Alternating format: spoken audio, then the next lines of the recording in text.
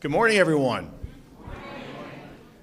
It is great to see such a packed Borough Hall. We almost had this many people when we swore our new chief of police 2 weeks ago, but it's okay, you can understand. Anyway, so it's great to see everyone. We've got our entire Borough Council here. I just want to introduce everyone. Council President Jason Delia. Council Member Dorothy Rasmussen.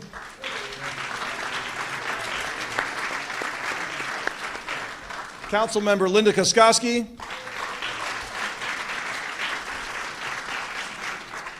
Council Member Tyler Candell.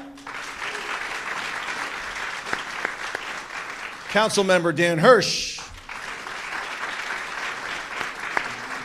And Council Member Joel Branch.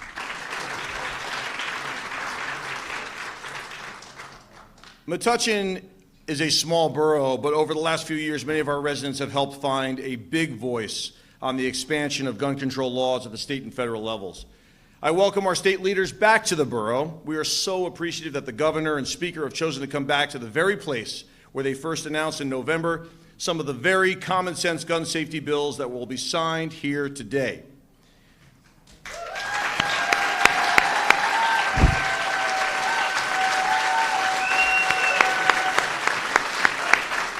We also welcome our Senate President, our Lieutenant Governor, and Attorney General.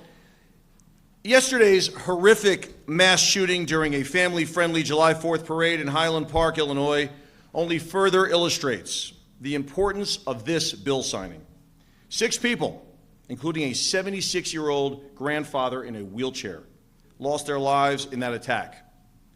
Would it surprise you to know that another 31 people were killed by gun violence just yesterday, including 5 who were murdered right here in New Jersey?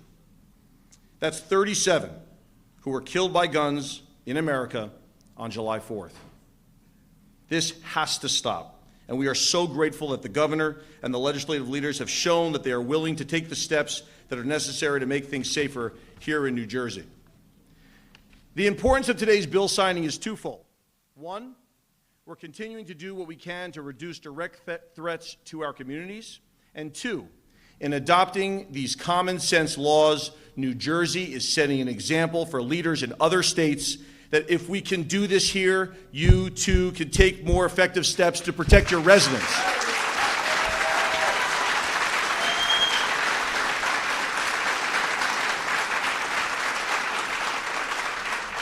What you are witnessing here today is real leadership. And it is my great privilege to introduce someone who is showing the rest of our nation what leadership in these times means. Ladies and gentlemen, it is my honor to introduce this leader, who also happens to be a great friend to the borough of Metuchen and to me personally, Governor Phil Murphy.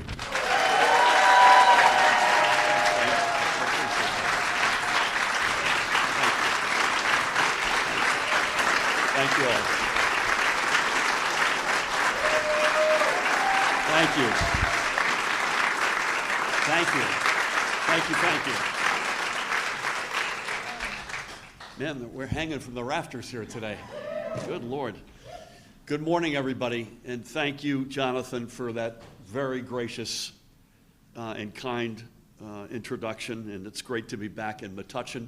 I have no new greetings from Sir Paul, but I will see him next month for dinner, and I will mention that I was in Metuchen again. There's a whole lot of folks to acknowledge. The Lieutenant Governor will be with us in a few moments. Acting Attorney General Matt Plotkin, State Police Superintendent Colonel Pat Callahan is in the house, Senate President Nick Scutari, thank you for everything you do. We're in his county, so I want to give him a particular shout out, the extraordinary Speaker of the General Assembly, Craig Coughlin.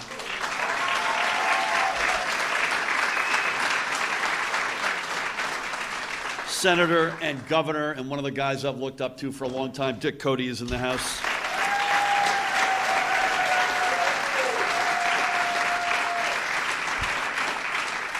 This could take a while, I apologize, but it's worth it, I promise you. Senate Majority Leader Teresa Ruiz, Senator. To her right, Senator Joe Cryan is with us.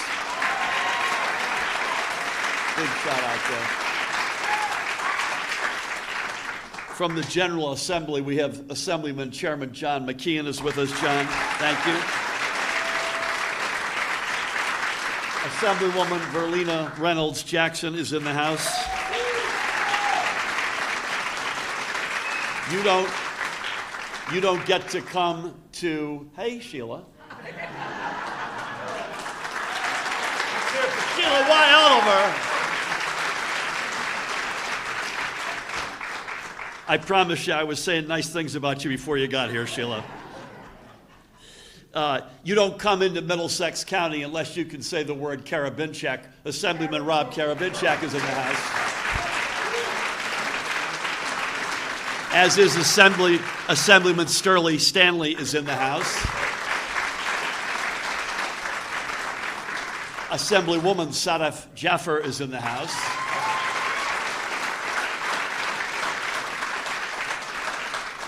I haven't forgotten you, Pat, but I didn't do it in the right order. Senator Pat Duignan is with us. Extraordinary Middlesex County Chair Kevin McCabe is with us, Mr. Chairman. Vice Chair Beatrice Moskowitz. Beatrice.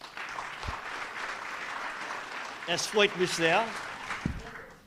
The Chief Counsel, Paramel Garg, is in the House. Is that you, Santi? Middlesex County Commissioner Santi Nera. Members of council, as were already introduced by the mayor, I want to, by acclamation, acknowledge them as well. We would not be here today without a couple of other folks. Bill Kastner. Bill, I want to thank you.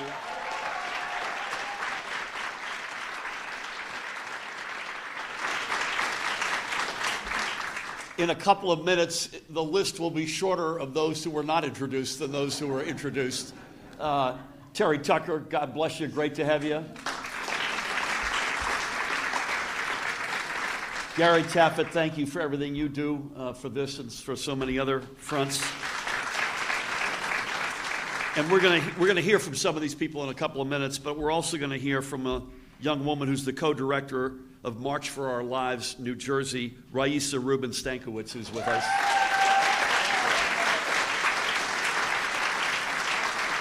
And to all the other, if I forgot your name, I apologize, but to all the other extraordinary advocates and voices for gun safety, thank you for everything you do, and God bless you.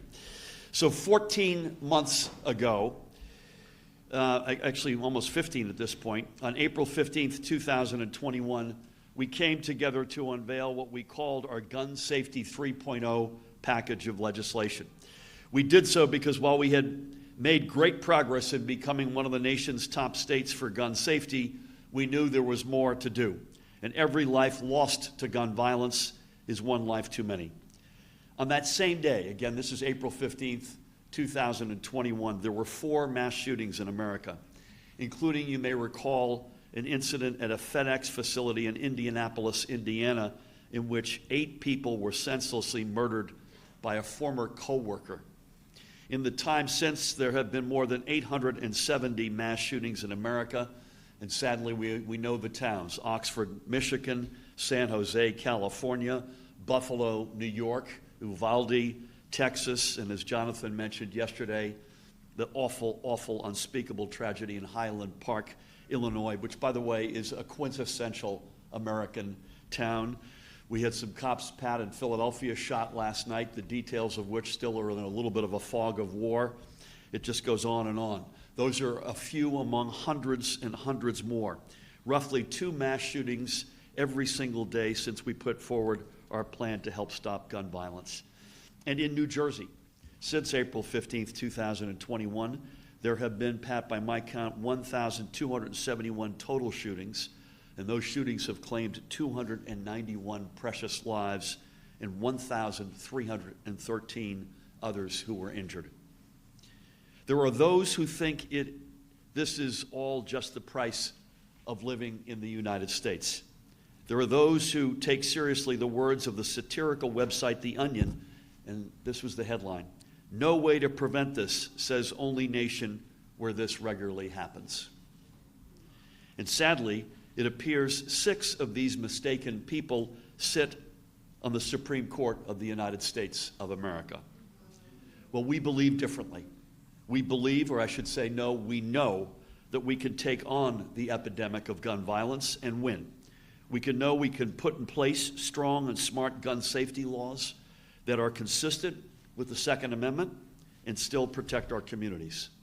And surely there were those who said we would never get the gun safety bills we all supported through the legislature.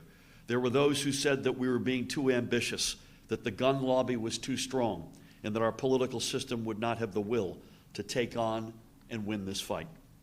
But again, we believed differently. And guess what? Today we are making Gun Safety Package 3.0 the law of the land.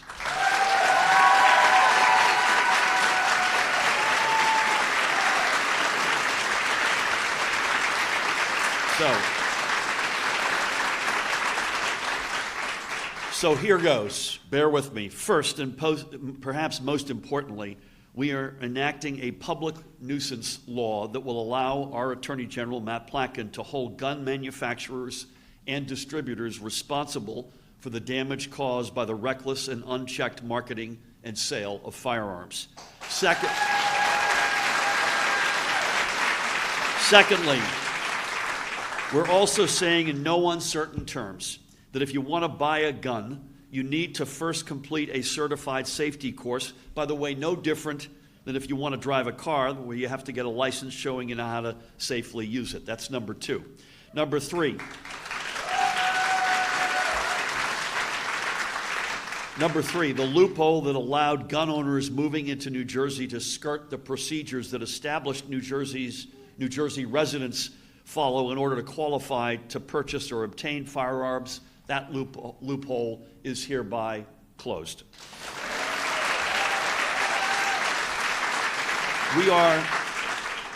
Fourthly, we are requiring that when micro-stamping technology is commercially viable, and I think that's a decision, Matt, you and your office are going to make, gun retailers must offer firearms equipped with this technology with a financial incentive for customers to choose it.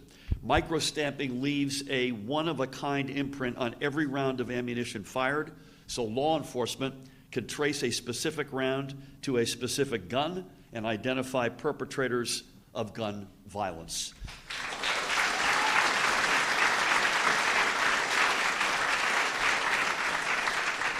Fifth, we're finally requiring electronic record keeping of all ammunition sold in New Jersey to, again, help law enforcement monitor suspicious purchases and identify bad apple dealers and straw purchasers.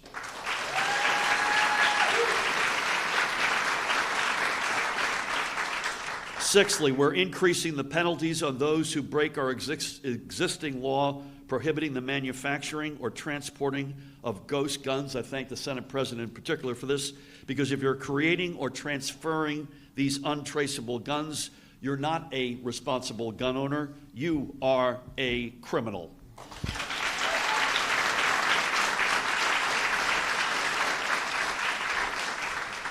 And once and for all, we are banning the sale of .50 caliber weapons.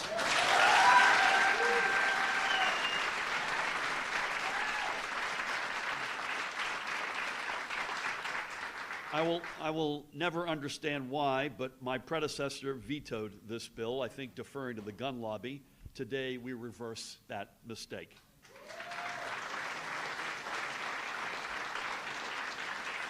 So, all 7 of these laws in a few moments will be the law of the land in New Jersey.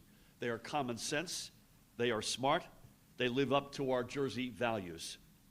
A poll released, I think, just last week proved the overwhelming popularity of these laws among the people of New Jersey.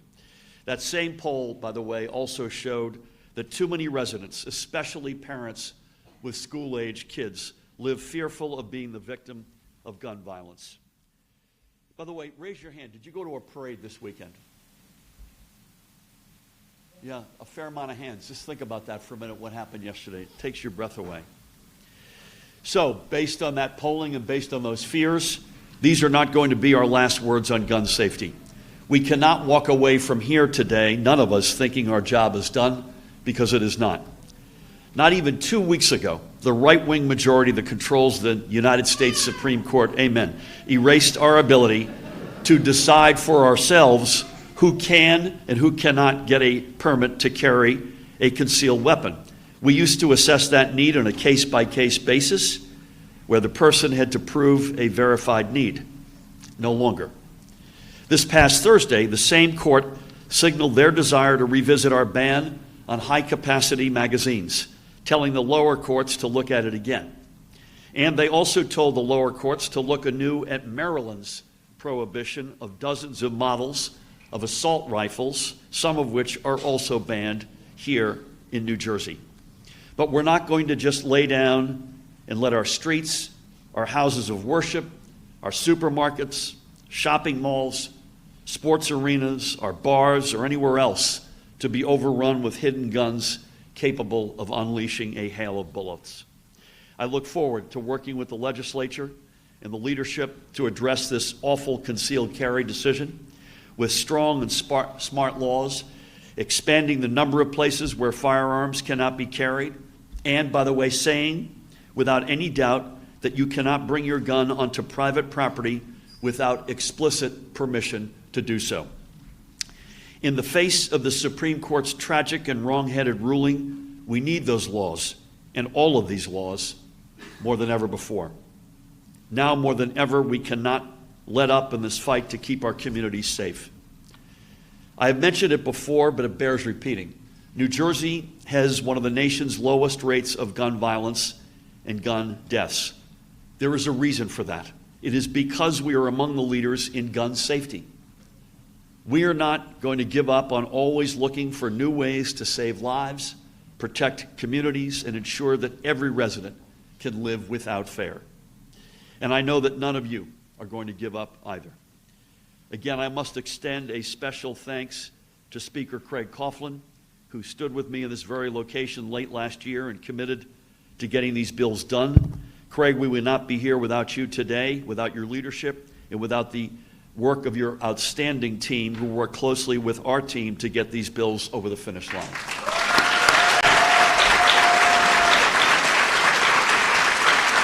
Amen.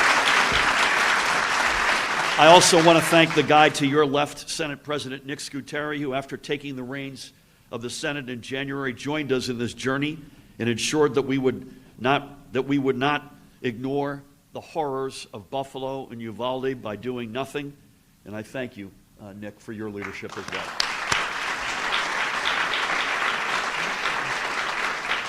So to the two leaders and every legislator with us today and beyond who voted on the right side of history, I say thank you. To all the members of law enforcement who stand with us for safer communities, I say thank you. And to all the folks from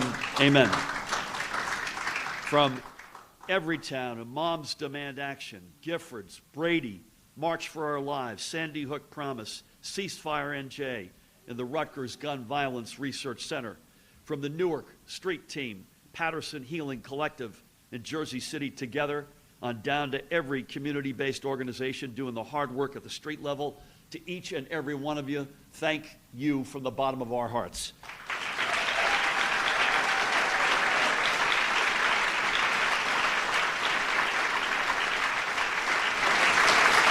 Today is a day to celebrate, yes, but it is not a day to rest on our laurels. Let's keep at it, folks.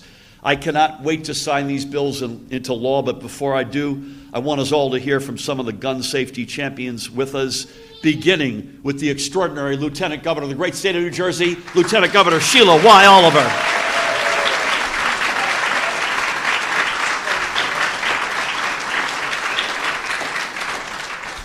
Good morning, everyone. Thank you, Governor Murphy, for giving us that great overview. And I want to thank you for, from day one, Governor Murphy isn't a Johnny-come-lately to this issue of gun violence. From the beginning of his first term, first year, he began to meet with all of those kinds of groups, as you heard him, laundry list, to address what we could do to make New Jersey safer, even though, as the governor made reference to, we are one of the safest states in our nation. I think last night I heard the Chicago mayor say something that resonated with people all across the country. She said, what happened in Highland Park has proven to our country it doesn't matter your geography, it doesn't matter your ethnicity, it doesn't matter your socioeconomic status.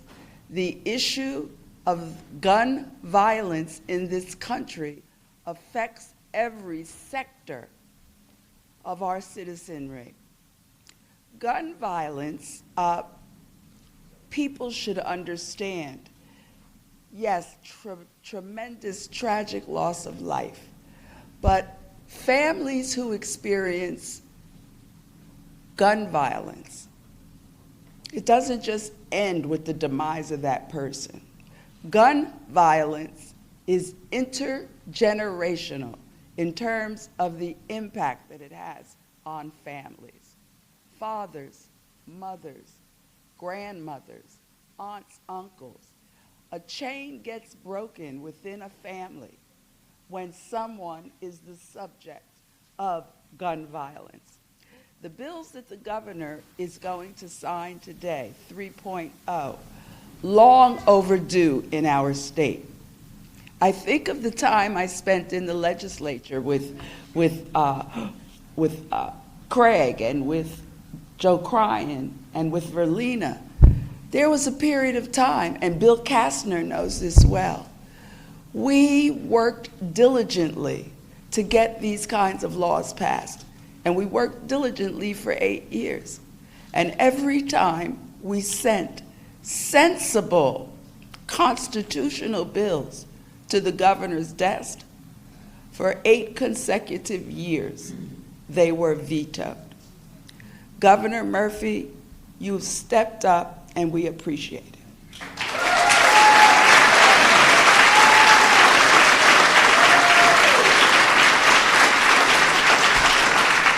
And I just want to close with this. People may feel that, well, this is so foreign to their quality of life. But when I think about some of the laws that exist in other states, I don't want to go and get my Starbucks coffee in the morning not knowing whether or not someone's coming in with a long gun. That is the experience in many states in this country. There was a time when you could go into the big box stores and buy all kinds of weaponry. We're going to change that in New Jersey. I'm very pleased that this is happening. And I want you to know that we also want to focus on the younger generation and deterring them from this, environment of potential gun violence. The governor has committed significant amount of funding with the support and sponsorship of bills that have come out of the legislature that provide funds to some of the largest cities in the state so that we can have anti-gun violence initiatives, anti-gang violence initiatives. We have to attack it from the bottom as well, and we're going to do that. Thank you very much.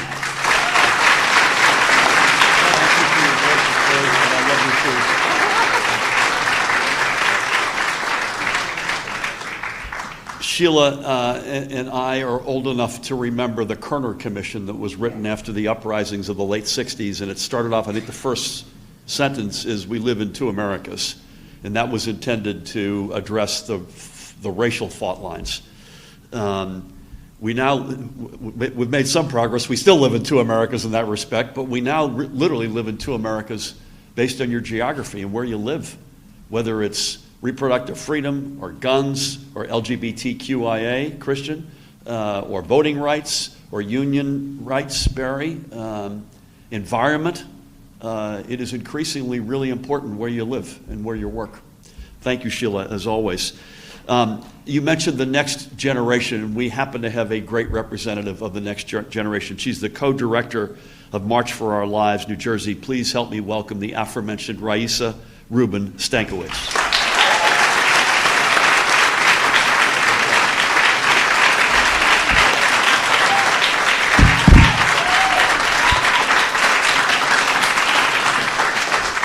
Good morning, everyone. It's not often that in the gun violence prevention space we get to go to events that are a source of hope, so thank you for that. It's only unfortunate. Go ahead, yes.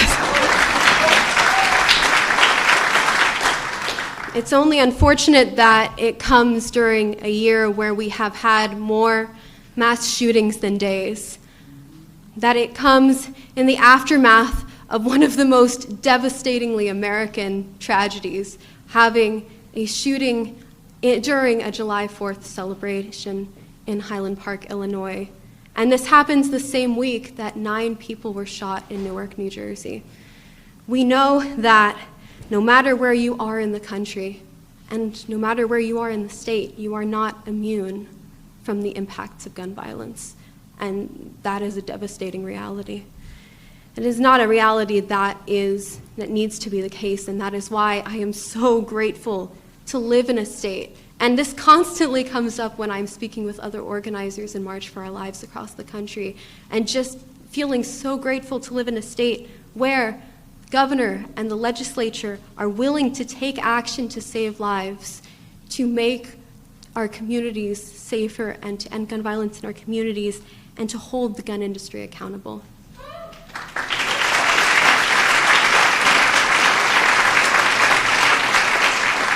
And New Jersey is serving as an urgently needed model for the rest of the country with this Gun Safety Package 3.0.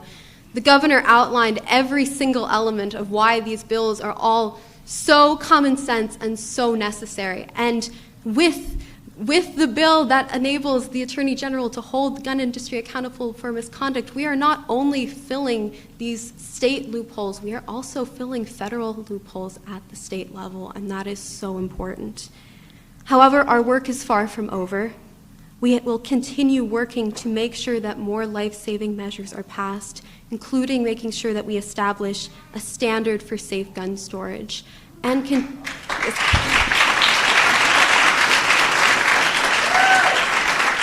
we must also continue to to make sure. We're very grateful that the Assembly went ahead and passed a bill raising the minimum age to own shotguns and rifles to 21, and we must continue to push for that to get through the Senate.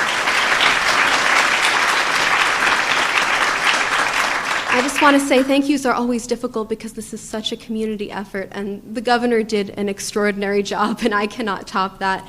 But I do really want to make sure that I thank a number of the groups that have worked on this issue, from Brady, New Jersey, to Coalition for Peace Action and Ceasefire, New Jersey, the incredible team from Moms Demand Action, New Jersey, the National Council for Jewish Women, the Unitarian Universalist Faith Action, New Jersey, and the rest of the Gun Violence Prevention Network, who consistently show up and make sure that they push at every event that they are present. And of course, I also want to acknowledge the extraordinary work that the governor brought up of the community violence intervention organizations that we have. That is the future of gun violence prevention. If we are truly going to end it, we must continue in these critical efforts. I also want to thank the extraordinary legislative leadership and legislators who have pushed so hard for this today. I want to thank Senate President Scutari. I want to thank Assembly Speaker Coughlin. You posted these bills for votes, and you made sure that they moved, and we are so grateful. I want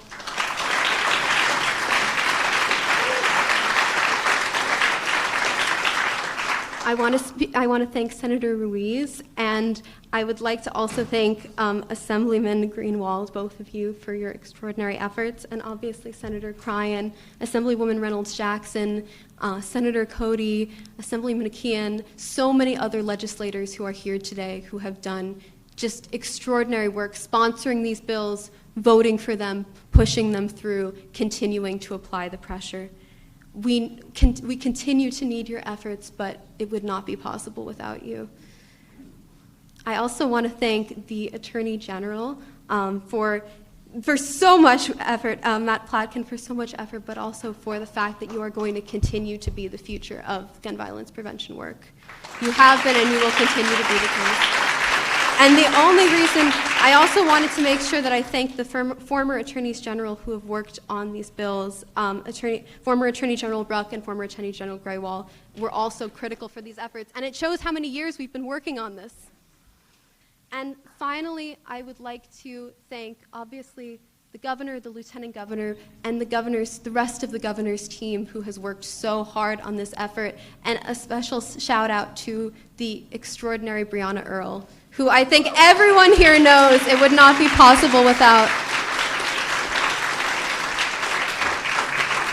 And I promise this is my last thank you. I just want to say a huge thank you to the tens of thousands of people who showed up in DC less than a month ago and who organized over 500 marches across the country, including a number in New Jersey. And we have, I noticed, a number of people, including Elizabeth from March for Our Lives Newark, which was a phenomenal event, and a number of other events across New Jersey that was critical for the pressure that was needed in order to continue to push gun violence prevention legislation, and we cannot thank you enough.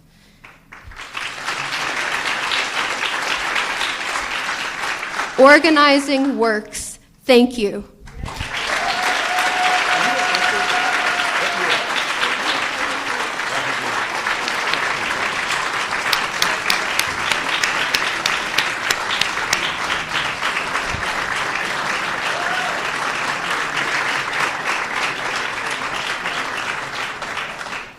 Hi, Donna. I didn't see you. Good. I think, Raisa, you've got a future.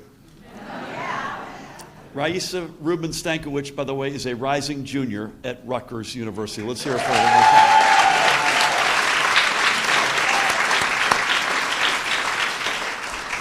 One of these days, we'll get you comfortable behind the microphone. That was extraordinary. Good Lord. One more time.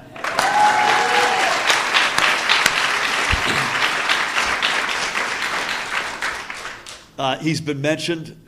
He's doing an extraordinary job in this arena and in so many others. Please help me welcome the Acting Attorney General, Matt Plotkin.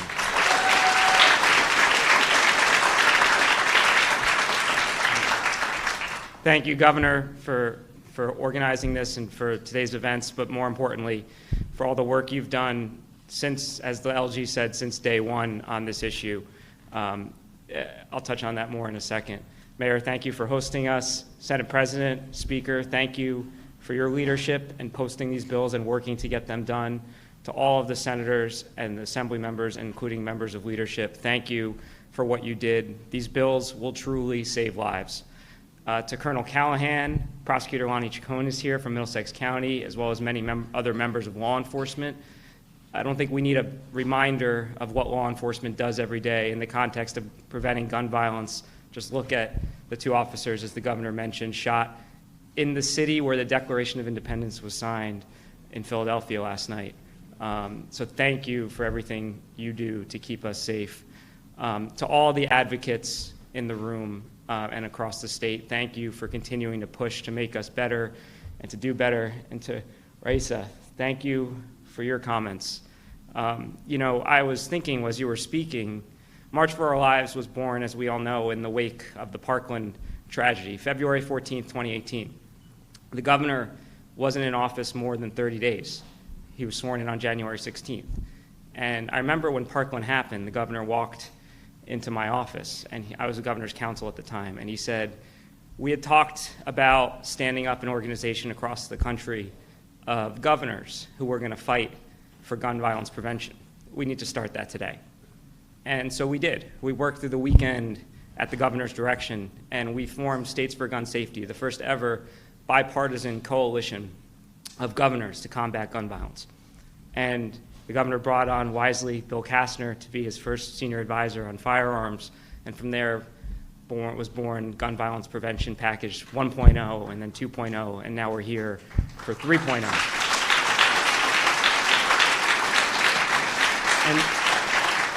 And so truly, from the first days the governor has been in office, this has been his top priority, and I've been privileged to watch that. But I was also thinking about Parkland because I grew up in the Columbine generation, and I hear about the future of gun violence prevention, right? So when Columbine happened, I thought we were going to figure it out. I really didn't think we'd still be here. And there's no students anywhere else in the world other than in America that have to do what you're doing. And you are incredible, and your bravery is, and your confidence and your advocacy is so impressive. I just wish you could be a junior in college and you didn't have to stand up and advocate for sensible gun violence prevention measures. But here we are in a country where we're dealing with 10 mass shootings a week, a daily drumbeat of gun violence in our communities. Obviously, we saw tragedy last night and yesterday on 4th of July. New Jersey, as the governor said, has some of the strongest gun laws in America. And make no mistake, that is the reason why we also have one of the lowest rates of gun violence in this country. And I hear some of the people talking, I've been asked, even just in the last few days, well, isn't it all a problem of illegal guns? Trust me, we're going after them too, and I thank the Colonel for his work. But these laws save lives. And the epidemic of gun violence that is plaguing our country we are not immune to it here in New Jersey. Raisa mentioned last Thursday night, 9 people shot in broad daylight outside a bodega in Newark. In April, 9-year-old Sequoia Bacon-Jones in Trenton, shot and killed doing what 9-year-olds do. She was playing hide and seek in the courtyard of her apartment complex. In January, 18-year-old Robert Quadra, an honors student in Patterson, was shot and killed while unloading groceries for his grandmother. This is the reality in communities across our state. And the governor mentioned the Supreme Court. They have embraced a far right-wing approach to the Constitution that is enabling unfettered access to guns across the country. I find it hard to believe that the court has said they give more deference to people who want unlimited access to guns than they do to law enforcement officers who are dealing with this crisis, or that they care more about dictating reproductive health decisions, as the governor talked about on Friday, than they do about protecting our kids. That's a definition of pro-life that I will never understand. And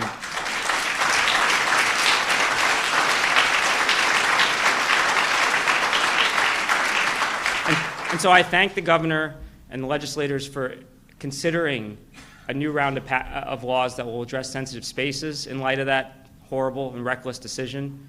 We do need to continue to work, and that will keep us safer. But of course, we need to do more than address our permitting processes for concealed carry. And that's what the governor and the legislature has done today. These laws are common sense. These laws will save lives, and these laws are entirely consistent with the Second Amendment. Just think about a couple of the things the governor mentioned. Training requirements, common sense, and entirely consistent with the Second Amendment. Tracking ammunition sales so we know when someone's gearing up for the next mass shooting. Common sense and entirely consistent with the Second Amendment. Enhancing our already first in the nation ghost gun laws, ghost guns are guns that are broken up into parts and are designed to avoid background checks. They're increasingly involved in violence in our communities. These penalties are common sense, and they're entirely consistent with the Second Amendment. And of course, the public nuisance law, which will give my office the ability to hold gun manufacturers and retailers accountable for the bloodshed that they're causing in our communities. No other industry receives the protection that the gun industry has. In 2005, Congress passed a law that essentially gave the gun industry broad immunity from civil suit. Not the opioid industry, not the big tobacco industry, no one else has this protection. So the law that the legislature and the governor have worked on will give us the tools to finally hold accountable those who are profiting off of this bloodshed. And I want to be clear to everyone, we're going to use it, and I can't wait to use it.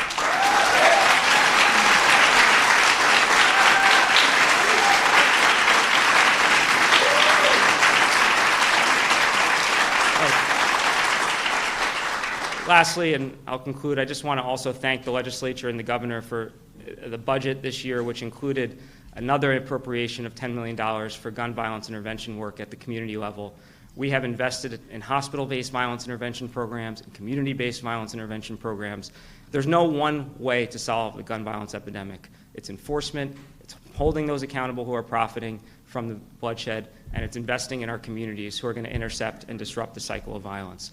So I want to once again thank the legislature, leadership, the governor, lieutenant governor, for giving us these tools. I assure you we will put them to good use. Thank you.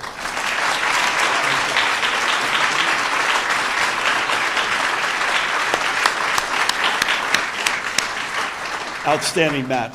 We could not have anyone better in the seat you're in, and it's one of the most consequential seats of any in the state. Madam Prosecutor, apologies for not acknowledging you earlier. By the way, it's great to have you and the Attorney General and your colleagues are indispensable in this fight.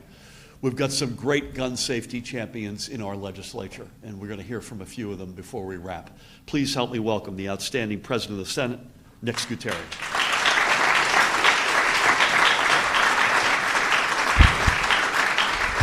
Thank you, Governor. I mean, there's so many thank yous to go along, so I'm not going to go over them again. I do want to thank the members of my Senate team, Governor Cody, Senator Cryan, helping to sponsor, Senate Majority Leader Ruiz, Senator Dagnan, for helping us in these efforts. Today's a great day for New Jersey in certain ways, and I'll tell you why. Because this isn't a reactionary day. Today is the product of good government.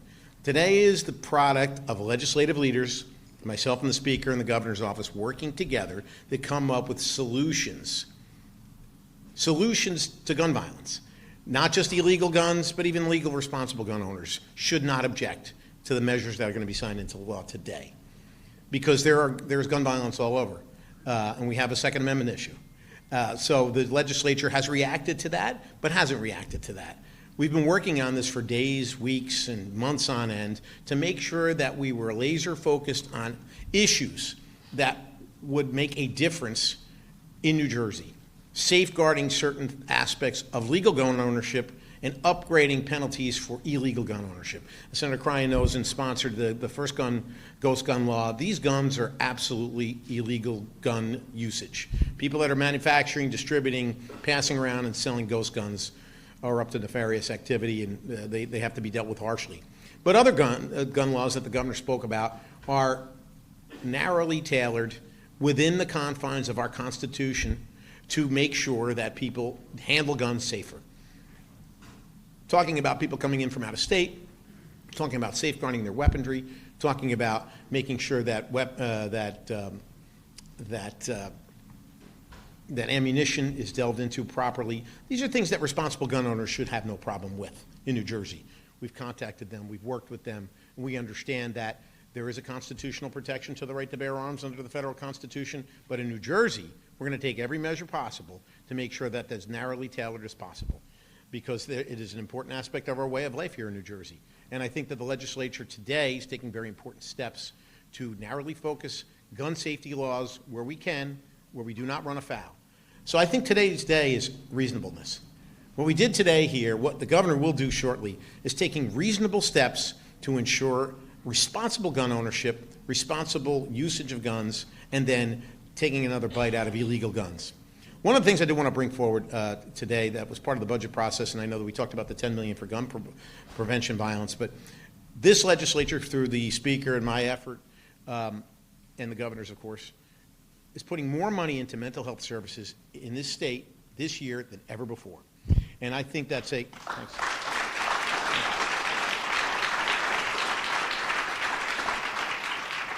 To me, mental health awareness, mental health illness is at the heart of so many problems that we face in society, not the least of which gun violence, unemployability, homelessness, veteran issues, all of these things that we can address through a more narrowly tailored viewpoint on what we do with mental health. And I want to thank the members of the legislature for investing so heavily in it this year. And you're going to see that hopefully next year, the fruits of our labor, when we see more and more folks being able to get into mental health crisis prevention issues, helping to encourage people into that program, and I think that that's going to be helpful. This is a long-term problem. This is an issue that wasn't solved. It's not going to be solved today. It's not going to be solved next week as things continue to evolve. But I can tell you I'm very happy to live in New Jersey, where people are... where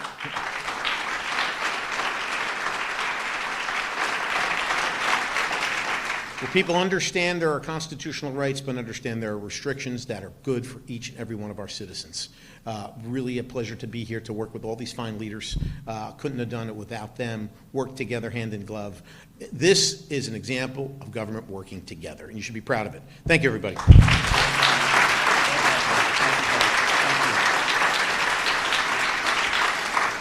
Really well done, Nick, and thank you for your leadership. And you mentioned, Joe, you guys were out in front on the ghost guns, and as you said and I said, if you're supporting ghost guns in any way, you're not a law-abiding gun owner. You're a criminal. Thank you again. We're in his county. I mentioned him earlier. He was with me from day one on this and on the packages that came before. His team is exceptional. Please help me welcome the Speaker of the General Assembly, Craig Kaufman. It's summertime. It's summertime. Good morning, everyone. It's a real pleasure to see so many people out here this morning. In fact, I think this is the first press conference I've ever gone to where you had to get tickets through Ticketmaster at twice the price. But you'll also be happy to note that I marked the midpoint of the speaking program, so just an hour or so we'll be done. But you know, I love being among people. I love the Jersey Shore. I love parades and fireworks and sporting events, just like I suspect so many of you do. But at this point in time in our nation, it's not unfair to ask, where's the next target going to be? And when you have to ask that question, it impinges on all of our rights. Because students have a right, children have a right, not to feel safe when they're at school or in the park or at their soccer game. And residents have the right to feel safe when they're grocery shopping and to go to the community centers and to be at a concert. And all of us deserve to be able to feel safe when we worship at our church, our synagogue, or our mosque. New Jerseyans and all Americans deserve to go about their day with peace and happiness and prosperity, free of the fear of being challenged by gun violence. And so it's the job of all of us who are fortunate enough to be able to serve the people of New Jersey as elected officials, to do what we can. And that's why I'm so proud to be back here, Governor, with you. We're here in December right here in Metuchen, and we're back here today to do something really important for the state of New Jersey and continue the fight to make New Jersey the safest place in the country. So thank you, Governor, for your extraordinary and unflinching leadership on this issue throughout the entire process. And to all of my friends in the legislature here, Assemblyman Karabinchik, Assemblyman Stanley, Assemblywoman Jaffer, Assemblyman McKeon, and Assemblywoman Marlena Reynolds-Jackson, thank you all. I'd also like to thank my majority leaders, Assemblyman Louis Greenwald, who can't be with us today, sends his best, and has been a leader in this fight for a long time. And to all of my colleagues in the Senate, thank you for all that you do, and a special thanks to the new Senate President I get to work with Senator Scutari. Thank you for all of that. You know, we are out in front, and with one of the nation's strongest gun laws, and that's not by accident. It's a product of smart and thoughtful policy, and it's about a shared belief in doing what is right and best, and it's about leadership. And I'm proud to be one of the leaders who was able to bring this home, to bring these gun bills into fruition. But we can't be complacent. We can't take things for granted, and we need to continue to be proactive. For those still impacted by the all too real fear of gun violence, our communities need the protection that we can provide. And so we should be proud of the work that we've done. As the governor and as the Senate President have outlined, as the Attorney General has outlined, these are truly common sense measures. Think about it for a second. Here's what we're asking to do. Hold the people in the gun industry accountable. Is that too much to ask? Require firearms training. Is that really too much to ask? Enhancing the traceability of new guns and ammunitions. Help law enforcement do their job. Preventing powerful guns that could take down an airplane, I'm told, and gear from getting into the hands of those intent on using it for bad purposes. Think about that. That's hardly too much to ask. In fact, it's something we ought to do if we're going to live up to our job and to our standards. They're decisive common sense measures designed to stop. And I'm proud that the Assembly also passed to move on a number of bills to address the safety of students in our schools. And that last week, the legislature unanimously sent a bill to the governor's desk that creates protocols for school safety and that requires threat assessments and risk assessments. It's my hope that we can continue to explore ways to continue to fight the fight. The governor's signing of the legislation today to take in violations of the Grave Act will help remove them from pretrial intervention in a way that was being overused, and submitting what we hope will help make our communities feel safer. Many of the big city mayors have reached out and said, we need this kind of help, we need this protection. and arming our prosecutors, like my own from Middlesex County, Yolanda Ciccone. Yolanda, thank you for being here. And police officers. We need to continue to work to make these things better. But our work isn't done. We heard what the Supreme Court said, and now it's up to us to get back to work, to figure out how we're going to do what we need to do to make New Jersey safe. And I'm proud to be here with the governor and the legislative leaders, to thank them for their extraordinary work, and to thank you, who are the advocates who are here today, to thank all of you who work so hard and are passionate about this industry, to thank fellows, leaders like Bill Kastner, and folks that I depend on, like Chairman McCabe and Gary Taffet, and all of my extraordinary staff who make this possible. Our communities are safer, and we are better as a people when we work together towards a common goal. Today, we take a step forward in making sure that New Jersey is a safer place, and I thank you all for your support. Thank you.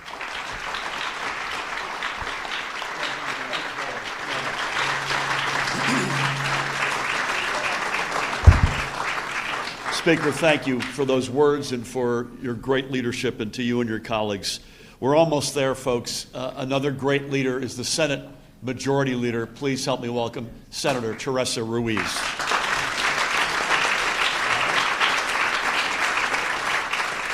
I guess it's good afternoon, everyone. To the governor, the LG, the president, the speaker, to my colleagues in both houses. A lot of people talk about headlines because you read about them. A lot of people express empathy and hope and prayer. I speak from it from a perspective that I can identify the difference between a firework and a gunshot. That when you talked about the incidents in one of the most violent nights in the city of Newark, that I'm talking about my neighborhood. That just this weekend there were 2 other shooting incidents and 2 murders by gun violence, again, in not a mass shooting, but in a district where we have always understood that gun violence has been a public health crisis facing all of us. And so I'm here to join such the courageous legislature that has taken continuous action time and time and again, an administration that calls to action every time this country fails humanity and people, and precisely children, that we step up to the plate, not by words and by policy, but by action. But I'm also here not solely to applaud the achievements of the bills that we're signing, but a call to action, that after today, we make those investments in human capital for prevention. That while the state touts to be the #1 in the country, that the achievement gap in our communities is so broad that we lose so many children in those spaces that do turn to lives of crime because they do not know anything else. That when the Lieutenant Governor spoke about trauma, that it is my children who have been impacted by that when they walk to school because they don't feel safe right in their homes or their backyards and in their neighborhoods. That when I have to take notes on a piece of paper, and usually everybody knows this, I don't prepare for public commentary, but these is probably data points that I don't want to remember, that firearms has overtaken automobile accidents and the leading cause of children's death. As a mother, that is not something that you want to hear. As a public advocate, it is something that I will not tolerate. As an elected official, it is something that I will not stand by. But there will be uncomfortable conversations that will have to be had after today. And after the applause and the headlines dimmer down, we must go back to work to make investment in human capital that creates prevention and systems that elevate every single community despite of what kind of New Jerseyan you consider yourself to be. I am proud.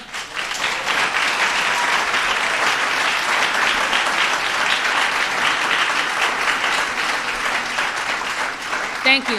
I am proud to be in a state that I know at the core our Lieutenant Governor and our Governor understands that our Speaker recognizes that our Senate President partners in that labor, that all of our colleagues here understand that it's just not one pathway. It will be a collective, it will be investment, it will be prevention, it'll be today's bill signing, where there is much work to be done. So I just want to say thank you to all the advocates who are here. We've been in Newark together. Thank you to the Speaker, the Senate President, and everyone again for leading us to this point, and I look forward to carrying up those arms of good policy to make investment in people moving forward.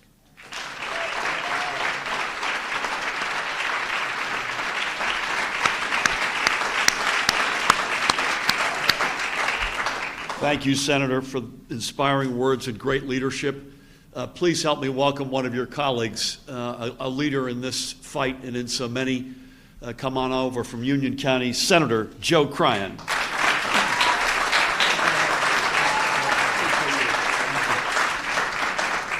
Afternoon, everybody. Today's a good day. And Governor, I want to say thanks. We're here again, standing in front of a microphone talking about gun violence. I thank you for your leadership. Ladies and gentlemen, please, let's give Governor Phil Murphy a round of applause.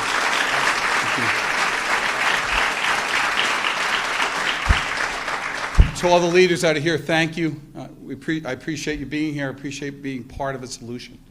That's what's important. And I really think, Governor, though, that we're really at Rais's press conference. And Rais, I want to thank you and Elizabeth, and I hope you don't mind. I want to note someone who's joined us today. She is a young lady from Union who helped organize the March for Our Lives, which was a 1.8 mile walk from Springfield Town Hall to Union High School. We had hundreds of people come down Morris Avenue to express their voice of support for the events that ultimately lead us to today, and I want to recognize Faith Cardell over there. Faith, a young lady. Faith will be a senior at Union High School. We have been together and commented many times about many different things, and the last time we were here, which I believe was in Trenton, was to advocate for this bill passage. And the quote I used was that, and frankly it came from Henry Winkler, I think, was that I believe in rights, but I believe children have a right to see tomorrow. And Governor, today, more children will have a right to see tomorrow, and I thank you for that.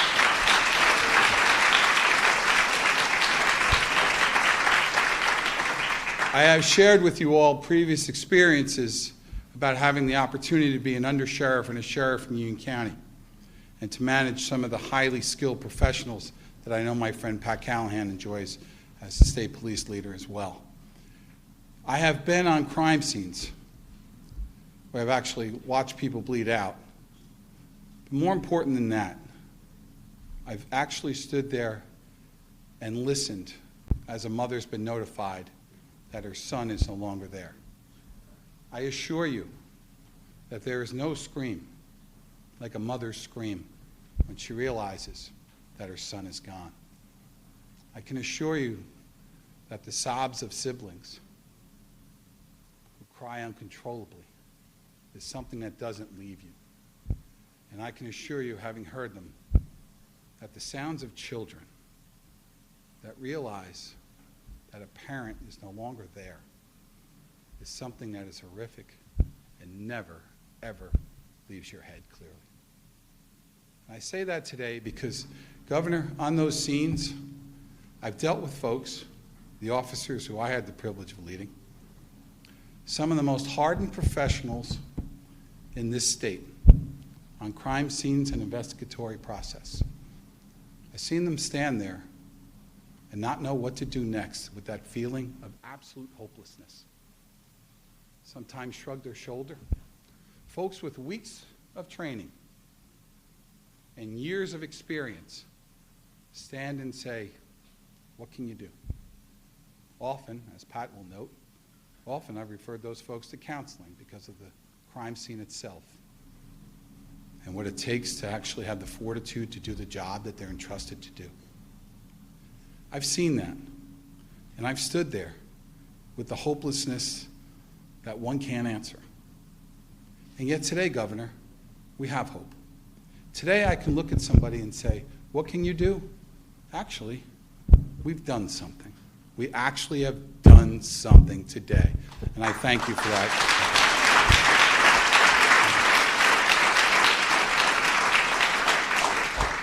I want to thank, like everyone, all the advocates. When you look at an audience, and let's face it, not everybody agrees on this issue, shall we say, to put it mildly, and no one's really shy about their voice. I got to thank Bill Kastner. Billy, I just got to say thanks.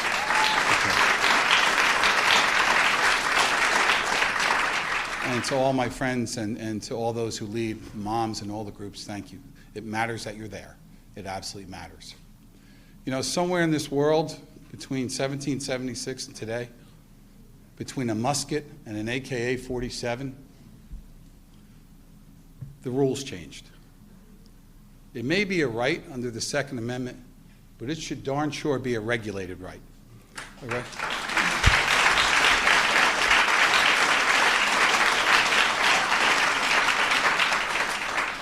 It's my opinion that it's actually a privilege these days. That somewhere between AK and 47 it became a privilege. We've watched too many lives lost. I assure you, we've heard too many screams. And to try to comfort with empty words that one can't possibly come up with, at least no one that's called Joe crying could, to stand there and say, I don't understand why, or we'll find the person who did this, as if that really mattered, as if it would bring somebody back. Can't bring anybody back. But today, hopefully, we can save some lives, because the children, more importantly than the rights of anyone, the children have a right to a better tomorrow. Thank you.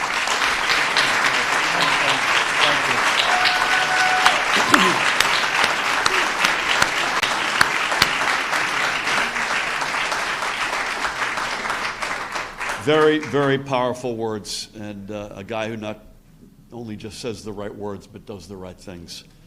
Last but not least, here from the capital city, a city, sadly, that is no stranger to gun violence, an outstanding legislator. Please help me welcome Assemblywoman Verlina Reynolds Jackson.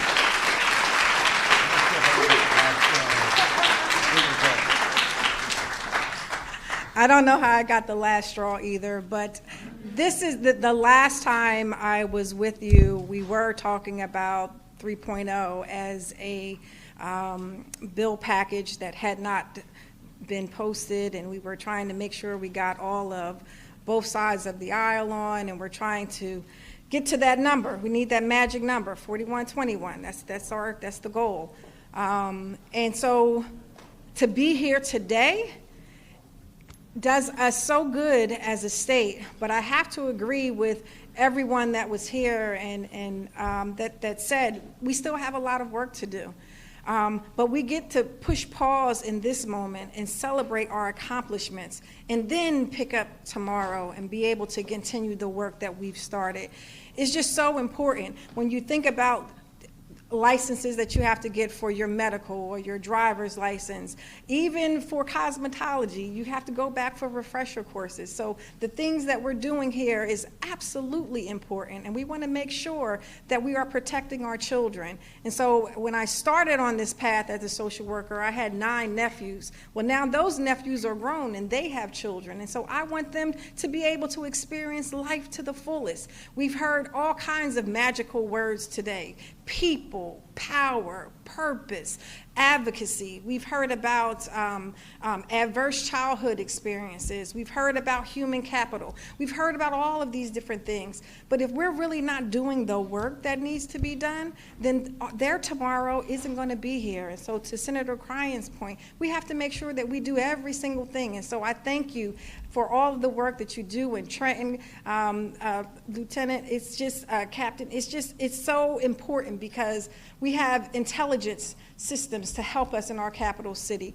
We need extra enforcement. We need to be able to say there are alternatives. We need to be able to have after-school programs, summer camps, police academies, fire academies, EMS academies, things to be able to have STEM and technology to show that there is a whole world out there of options. And it doesn't have to be guns. It doesn't have to be violence. But it's up to us as public officials to make sure that we bring those things home back to our community. So I'm extremely thankful to you today, Governor. Thank you to all of the leadership, to my speaker, Craig Coughlin. Thank you for all the hard work. Leadership is hard, and sometimes we don't always get along, but at these type of things, when we can finally get it across the line, this is what we're here to do. And so I look forward to continuing our relationship with everyone. Thank you, advocates. Thank you very much.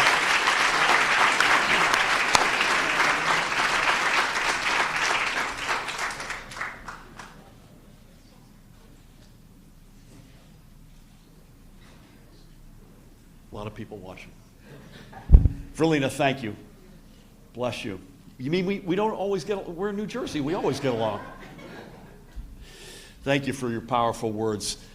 Many people have mentioned the Superintendent, Colonel Pat Callahan. I'm going to mention him one more time because he's beginning today recruitment for the next class of New Jersey troopers, the best troopers in the land. Shameless commercial, go to njtrooper.com. Singular, right? Trooper. njtrooper.com. If you decide to become a New Jersey State Trooper, it'll be the best decision you ever made.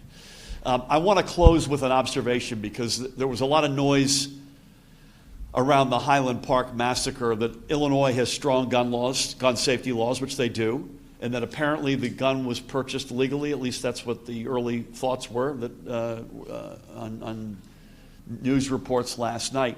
So the question, and by the way, another data point you should know, 80 or 85% of the crime guns confiscated in New Jersey come from out of state.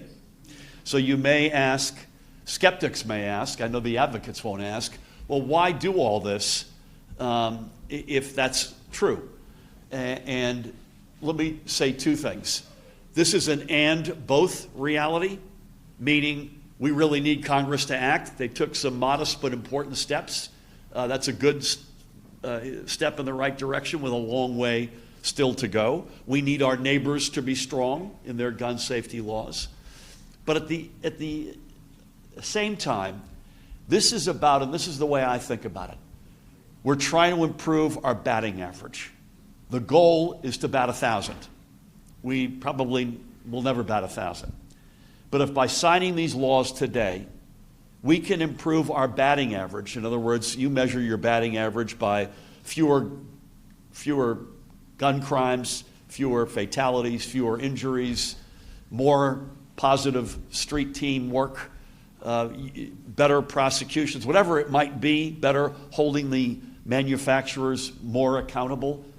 All of that may not move the needle all the way to batting 1,000, but it improves our batting average. And that's what we are all in this to do. I won't go through and thank everybody again because that may take us through supper.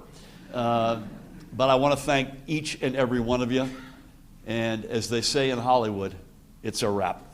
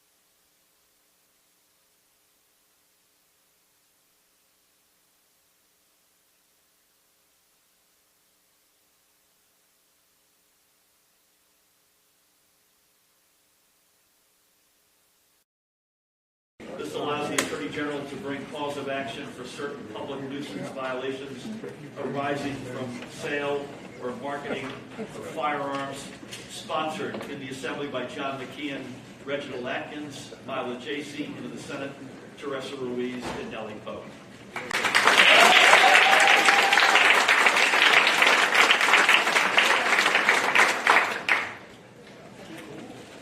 First up, Chairman, Assemblyman John McKeon.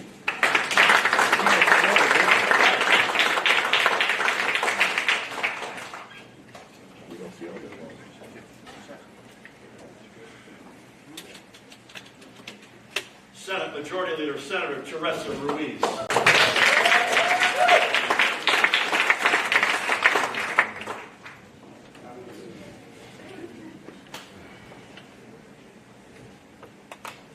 Lieutenant Governor Sheila Weil.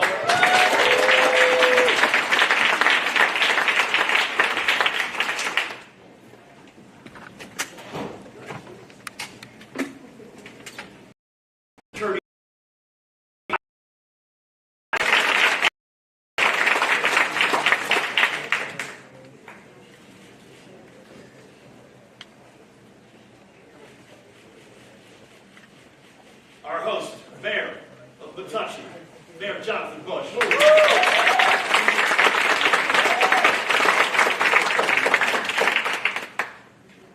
Okay.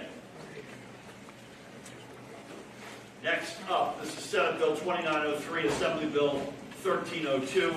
The Synopsis regulates the sale of handgun ammunition and develops a system of electronic reporting of handgun ammunition sales. Sponsored, and I wanted to give him a shout out, the Assembly Majority Leader Lou Greenwald, who's been terrific for many years on this front.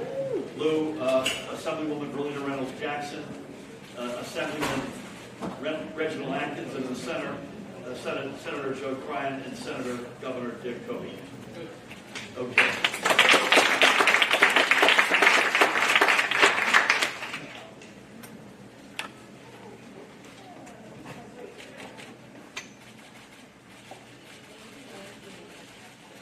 This pen goes to Senator Joe Cryan.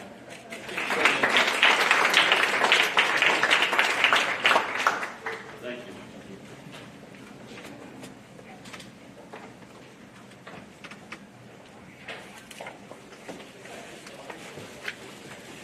And this one goes to Teresa Turner of Moms.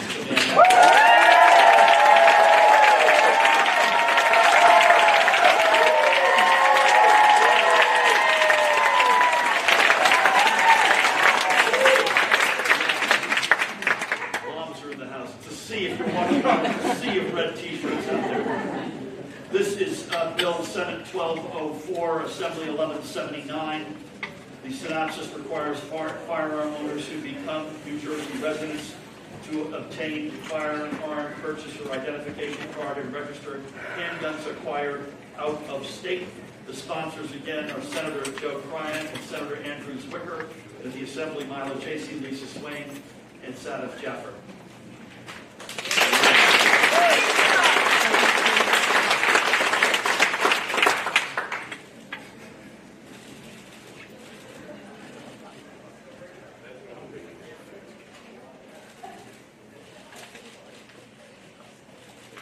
First pen goes to the guy to my left, the extraordinary Speaker of the General Assembly, Craig Hall.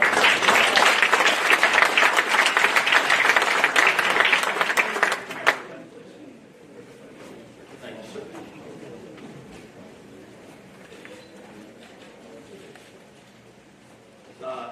This pen goes to representing Brady United Against Gun Violence of New Jersey, Karen Cantor.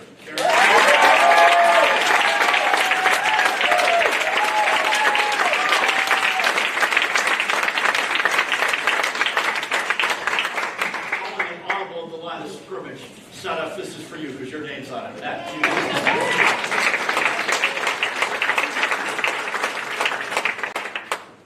we hope to get you out of here by supper. This is now Senate Bill 2905, Assembly Bill 4366. as reported by the Senate Law and Public Safety, revises definition of destructive device to include certain 50 caliber rifles, making certain exceptions. I hope there are many exceptions. Sponsored by Senate President Nick Scuteri, Assemblyman Reginald Atkins, Assemblywoman Annette Quijano, and Assemblyman Will Sampson.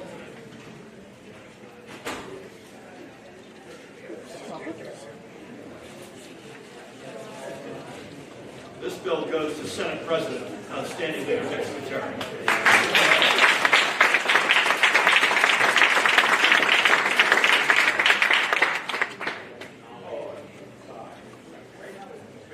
And this one goes to the star of the show, Raisa Rubin.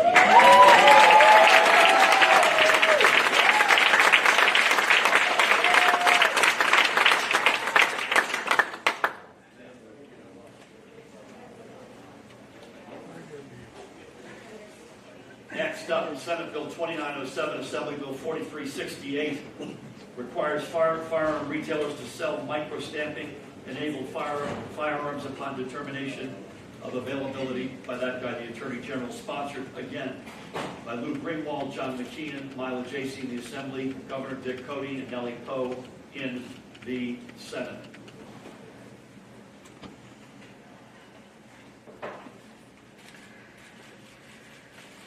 I mentioned earlier, he's a guy I've looked up to for a long, long time. Let's hear it for Governor Dick Cody.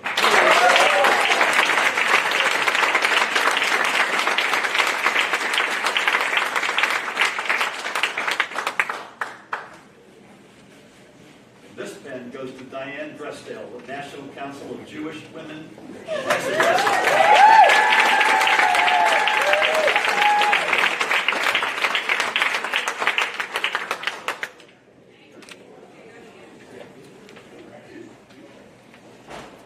Senate Bill 2906, Assembly Bill 4370, requires training for issuance of firearms purchaser identification card and permit to purchase handguns under certain circumstances, provide firearms purchaser identification card, including photograph and thumbprint, and remain valid for 10 years.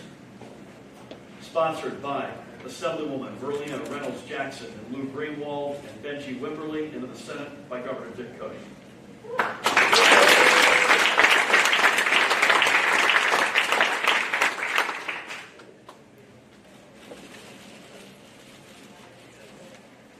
First pen goes to Assemblywoman Verlina Reynolds Jackson.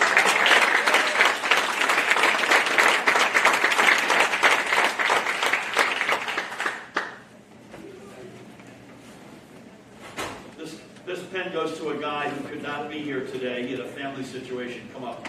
Raisa, can you get it to David? Is that possible? Or who could get the best to David Hawk? Can you mind? Let's hear for David Hawk.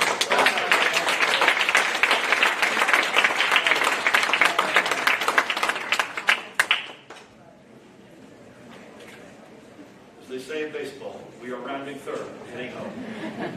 Senate Bill 2846, Assembly Bill 4367, upgrade certain crimes related to manufacturing firearms from third degree to second degree, sponsored by Senate President Nick Scuteri, Senator Joe Cryan in the Assembly, John McKeon, Lou Greenwald, and Coach Benji Wimberly.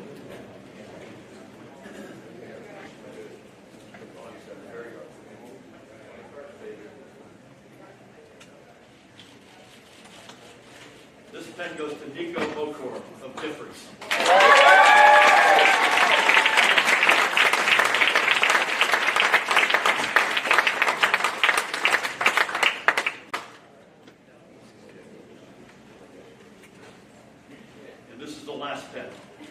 And importantly, it goes to the guy without whom we literally would not be here today. Let's everybody get it up for Bill Castro.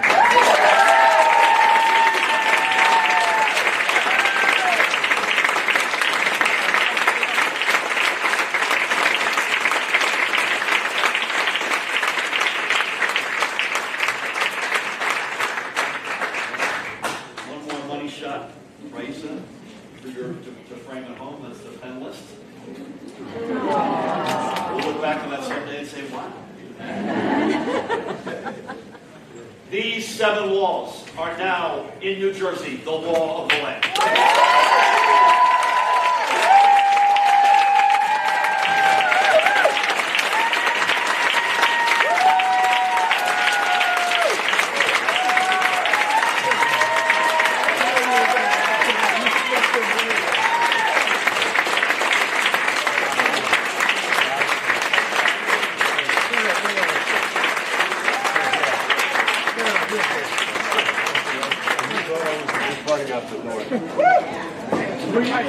Guys on the